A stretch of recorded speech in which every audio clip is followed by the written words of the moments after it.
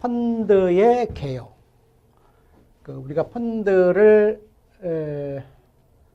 그 집합투자업자가 만들 때는 이렇게 제가 여러 번 얘기했던 것 같은데 이렇게 펀드라는 집을 만들고 이 집을 등록을 해야 됩니다. 집을 등록하고 그 다음에 여기다가 돈을 땡겨야 될 거 아니에요. 돈을 땡기기 위해서는 투자자로부터 돈을 땡기기 위해서는 뭘 신고를 해야 된다? 금융에다가 이게 증권신고서입니다. 증권신고서 다르고 이거 다른 거예요. 집을 등록하는 겁니다. 그래서 여기 이제 보면은 증권신고서를 제출하고 그 다음에 펀드를 금융위에 등록해야 된다. 뭐 증권신고서나 뭐 등록하는 거나 다 금융입니다. 실무적으로는 이제 우리가 다트 시스템으로 이렇게 입력을 하는 겁니다. 그래서 우리가 펀드 기구를 등록하는 거하고 거기다가 돈을 집어넣는 거는 다르다는 겁니다. 그 돈을 집어넣는 게 증권신고서. 뭐 집도 중요하지만 이 증권신고서가 굉장히 중요하죠. 왜냐하면은 돈을 땡기는 거단 말이에요. 그죠? 이게 이제 문제가 있을 수가 있잖아요. 그 다음에 이제 여기 암기할 거는 등록은 뭐 20일 이내에 등록 여부를 결정해 준다. 누가? 금융위가. 그 다음에 이제 이 증권신고서를 이렇게 수리하면은 즉시 이렇게 효력이 발생하는 게 아니고 그 금융위가 이렇게 이제 내용을 좀 검토를 해야 되니까 집에 가서 기다리세요. 그런단 말이에요. 그래서 그게 이제 이게 이 펀드가 뭐 상장형이 있고 비상장형이 있고 막 그렇잖아요. 그래서 환매 금지형은 우리가 공모일 경우 상장을 하잖아요. 10일 이내에 효력이 발생합니다. 돈 땡기세요. 이렇게 얘기를 해주는 거죠. 근데 상장을 안 하는 환매 금지형은 좀 이렇게 투자자 보호가 이게 뭐죠? 상장형은 막 여러 사람들이 투자자가 많잖아요. 그러니까 금융위가 고민을 좀 많이 한다. 그런 뜻입니다. 우리가 암기를 위해서. 기타 뭐 이렇게 15일 이렇게 되어 있는데 그 다음에 공모 금액이 10억 원이 안 되면은 이 증권신고서를 제출하지 않아도 됩니다. 뭐 그렇다고 아무것도 안 하는 게 아니에요. 뭐 구비 서류 이런 거는 또 따로 있습니다. 그 다음에 요거 20일 이내에 등록을 한다 안 한다. 뭐 이거를 그 다음에 이 펀드가 투자 신탁형이 일반적이라고 그랬죠. 투자 신탁이요. 요게 이제 일반적인데 투자 회사도 있고 그 외에 여러 가지 이제 그 뭐 투자 유한회사, 투자 합자회사, 뭐 조합도 있고 그죠? 유한 책임회사 이런 형태도 있잖아요. 그래서 회사의 모양을 띠면요, 그것이 자본금이든 뭐 주식회사는 자본금이죠. 뭐 출자금이든 뭐 뭐든 간에 1억 원 이상이 돼야 됩니다. 신탁형은 그런 게 없어요. 왜냐하면 이게 회사 형태가 아니기 때문에. 그래서 1억 원 이것도 시험에 나온 적이 있어요. 그 다음에 설명서. 투자 설명서가 뭡니까? 여러분이 펀드에 대해서 금융위에다가 그죠? 뭐 등록도 하고 또 증권신고서를 주면은 효력 발생이 있다 그랬죠. 효력 발생이 하면은 이 증권신고서의 내용을 투자 설명서에 그대로 갑니다. 물론 이제 조금 대외비적인 얘기는 여기서 조금 빼기도 합니다. 어쨌든 증권신고서의 내용이 투자 설명서로 이렇게 바뀐다는 거예요. 거짓말 하면 안 되니까 우리가 이게 신고한 대로 얘기를 해야 된다는 겁니다. 그 다음에 이게 증권시험에 한번 나온 적이 있는데 투자 설명서 교부 면제 대상이 뭐냐, 뭐 안 받겠다는 사람, 그건 뭐 어쩔 수 없죠. 그런데 회계사 세무사는 그 뜬금없이 회계사가 아니고 이 펀드에 관여되는 사람이에요.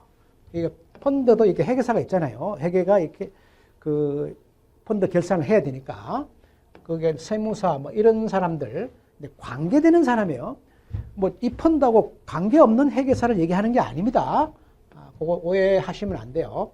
또 연고자가 있어요. 연고자 그러면은 이 펀드에 관계되는 사람들 집합투자업자가 있을 수도 있고 그 집합투자업자에 무슨 모회사가 있을 수도 있고 요거 이제 디테일한 거는 펀드에서 안 물어봅니다. 이 증권 시험에서 물어보니까요. 이 증권 시험 가면은 이게 좀 디테일하게 나옵니다. 그 다음에 이게 투자 설명서에 예측 정보가 있어요.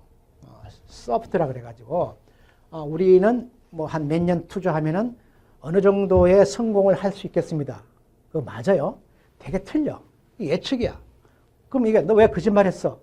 라고 할 수는 없다는 겁니다. 이 사람이 이게 신이 아니고 또 우리가 한 3년 후면 우리 대박 터집니다. 그럼 다 가입하지. 대박 안 날 수도 있는 거예요. 그래서 예측이라는 말을 밝히면 돼. 이거 예측이에요. 틀릴 수도 있어요. 이렇게 얘기를 하라는 겁니다. 근데 가정 이런 걸 얘기하면은 그 어떤 합리적 근거에 기초해가지고 얘기를 하면은 이거 뻥이 아니라는 거예요. 나중에 틀렸어. 뭐 그럴 때는 이제 뭐 어쩔 수 없는 거지. 뭐 거짓말 한 게 아니라는 거예요. 이런 것들이 이제 그 대신 밝혀놔야만이 나중에 면피가 된다. 이제 그 얘기입니다. 우리 증권신고서는 펀드뿐만 아니고 모든 이게 뭐 유상증자를 한다. 삼성전자가 유상증자를 한다. 그러면 증권신고를 해야 돼요. 뭐 회사채를 발행해도 해야 되는 거예요. 그리고 이제 펀드니까 이제 펀드만 생각하잖아요. 근데 이게 그 대상이 아니다? 펀드도 이게 이제 옛날 얘기입니다. 아주 그 해묵은 얘기니까 여러분들은 이게 뭐 갑자기 이게 왜 나오냐. 그러니까 펀드도 돈을 끌어당기기 때문에 증권신고서를 내야 됩니다. 이거 너무 당연한 거 아닌가라고 생각하실 거예요. 근데 오래 근무하신 분들은 알아요. 이거를. 옛날에는 이런 규정이 없었어요. 그래서 이 얘기가 나온 겁니다. 그 다음에 10억 원 이상일 때만 하고 아니면은 신고 안 해도 된다. 그 다음에 사모는 사모 펀드죠. 투자신탁 그랬는데 펀드. 이거는 안 해도 되죠. 그리고 투자자 보호가 필요 없으니까요. 근데 모투자 신탁이 뭐예요? 우리 펀드가 이렇게 있으면은 이게 이제 쫄병 펀드, 자펀드입니다. 그게 모펀드가 이렇게 있어요. 그래서 돈을 모아가지고 투자를 한단 말이죠. 어떤 업무의 효율성을 위해서. 그래서 이 자펀드는 증권신고서가 있어야 됩니다. 근데 모펀드는 요거의 효율성을 위해서 돈을 모아가지고 하는 거니까 이 펀드는 이 파는 펀드가 아니에요. 그냥 집합투자업자가 그냥 자기가 편하게 만들어 놓은 이게 모펀드입니다. 모펀드. 이거는 신고할 필요가 없다는 겁니다. 제출 대상이 되지 않는다. 네. 면제가 요게 10억이요. 10억이고 뭐 이게 뭐 국채, 지방채, 특수채 이런 거 뭐 국가에서 하는 거니까 뭐 이렇게 뭐 사기성 이런 게 없잖아요. 이런 것들은 뭐 신고 안 해도 된다. 이제 그런 얘기입니다. 이 사모는 이게 49인 이하니까 투자자 보호가 이렇게 좀 느슨하잖아요. 그래서 없고 그다음에 그 모투자 방금 제가 말씀을 드렸죠. 그다음에 근데 이제 이 펀드를 돈을 모을 때마다 이렇게 증권신고서를 제출해야 된단 말이에요. 그런데 이 개방형, 추가로 또 모집하잖아요. 그러면 또 신고, 또 추가로 모집한다, 또 신고. 이게 되게 귀찮아요. 그래서 뭐 한 1년 정해놓고 우리가 1년 동안 한 1,000억 모집하겠습니다. 그 안에 내가 기분에 따라 가지고 모집을 하겠습니다. 이제 그걸 이제 일괄신고서라 그럽니다. 일괄신고서. 그런데 개방형입니다. 수시로 증권을 발행하니까 업무 편의상 미리 승인을 받아놓고 그 안에서 한다 이런 얘기입니다. 그래서 일정 기간 뭐 1년이면 1년 우리가 얼마 모집하겠습니다. 일정 금액 그죠? 매달 얼마씩 하겠습니다. 이렇게 한번 이게 제출하면은 두 번, 세 번 이렇게 서로 이제 피곤한 거지. 두 번, 세 번 하게 되면요.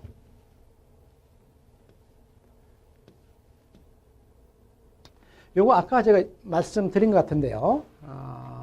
정권시장에 상장된 거, 이게 환매 금지형, 그죠? 일반적인 환매 금지형, 그 얘기를 했습니다. 그래서 요거는 뭐 시험 문제에 이렇게 우리가 보통 15일이 잘 나와요. 그냥. 뭐 이것도 아니고 저것도 아닌 경우에는 보통 15일이다. 금융위가 이게 열심히 쳐다보겠다. 그런 얘기입니다. 그래서 그 증권시장에 상장된 거는 투자자 보호를 위해서 요거보다는 길다라고 얘기를 했죠. 이것도 저것도 아닌 거는 나머지는 15일이다. 제일 긴 게 아무리 길어도 15일이다. 요 밑에 거 잘 읽어보시고요. 자, 정정신고서는 정권신고서를 수정하는 겁니다. 누가 수정을 하죠? 이제 그 제출한 집합투자업자가 수정하는 경우는 거의 드물고, 이 금융위에서 딱 보고, 이거 아니잖아. 이거 아닌 것 같아. 이거 잘못된 거야. 이렇게 하지 마. 라고 이제 금융위에서 이제 하는 경우가 이제 태반이죠. 그래서 그 발행인이 내용을 자발적으로 제출한다. 뭐 그랬는데, 이게 이제 반은 맞고 이제 반은 틀리다. 이게 그런 얘기죠. 왜냐하면 다른 거를 보니까 뭐 정정신고서는 수리된 날로부터 3일 이후에 효력이 발생한다. 아까 우리가 뭐 10일, 7일, 15일 있잖아요. 이건 이제 이미 올리고 나서 그 수정을 한 거니까 되게 이제 금융위에서 이제 고치라 그럽니다. 그래서 이제 두 가지가 있는데 두 가지 중에 이제 한 가지만 얘기해서 좀 문제가 있다. 이제 그런 뜻입니다. 그래, 딴 것을 이제 보면 되죠. 그래서 정정신고서 제출은 그 발행 예정 기간 종료 전까지 제출이 가능하다. 그러니까 이제 일괄 신고를 했는데 이제 모집을 할 거 아닙니까? 청약을 받을 거 아니에요. 그래서 그 이전까지는 뭐 아무 때나 정정을 할 수 있다. 이제 그런 얘기입니다. 발행 예정. 그러니까 이제 돈을 끌어모으는 거죠. 그 이전까지는 정정신고서 제출이 가능하다. 이제 그 얘기고요. 뭐죠? 기제출한 정권신고서의 내용을 정정한다. 뭐 양쪽이 다 있는데 주로 금융위에서 새로 만들어 오라 하는 경우가 많다는 거죠. 청약일 전일까지 돈을 끌어모으기 전까지. 요거랑 같은 말이죠. 발행 예정 기간 종료 전까지. 뭐 같은 말이에요. 그래서 두 가지 중에 한 가지만 있어서 거리가 멀다. 여기 시험 문제는 여기 발행 예정 종료 전까지 제출을 해야 되고 뭐 3일 요거 잘 알아두시기 바랍니다.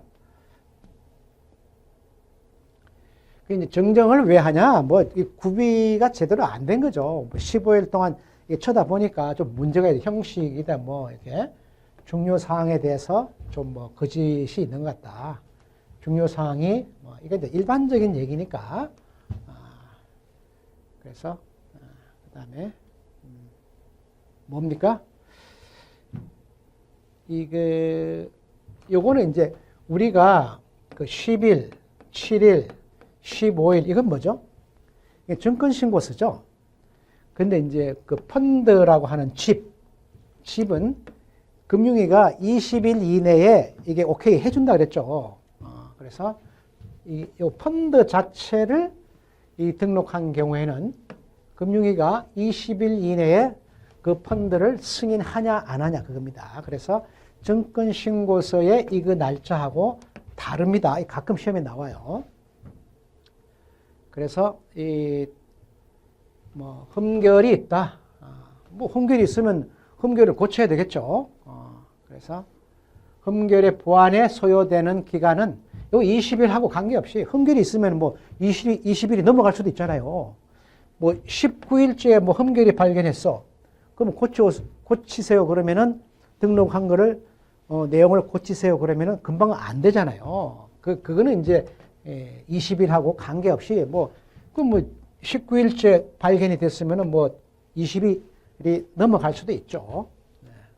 그래서 2번이 답이 되겠습니다. 자, 투자 설명서는 여기 이제 정식이죠, 정식. 정식은 우리가 이제 이게 효력이 발생한 후에 사용할 수 있고, 우리가 예비가 있고 효력 발생 전에, 그러니까 이제 금융에 수리하고 나서 효력 발생 전에 이거는 예비고 이거는 정식이고, 요거는 이제 간이입니다. 차이점 잘 아셔야 돼요. 그래서 정식은 효력이 발생한 후에, 즉 7일, 뭐 10일, 15일 이후에, 예비는 효력 발생 전에 단 수리를 하고 나서입니다. 금융에 수리하고 나서 전에도 사용이 가능하다. 예비가요. 간이는 뭐 전후 모두 다 사용이 가능하다. 요거 잘 차이점 아셔야 됩니다. 그래서 이게 요 말이 좀 잘못됐죠. 그 다음에 예측 정보는요, 뭐 전부 다 뭐 중요사항 이런 게 관계없이, 그 뭐죠? 이 기재를 하면은 책임을 지지 않는다. 제가 앞 시간에 그 soft information은요, 예측이라는 것은 되게 틀리잖아요. 그래서 이건 예측입니다라고 어떤 가정을 얘기를 해놓으면은 나중에 틀리더라도 책임을 안 진다, 그 얘기입니다.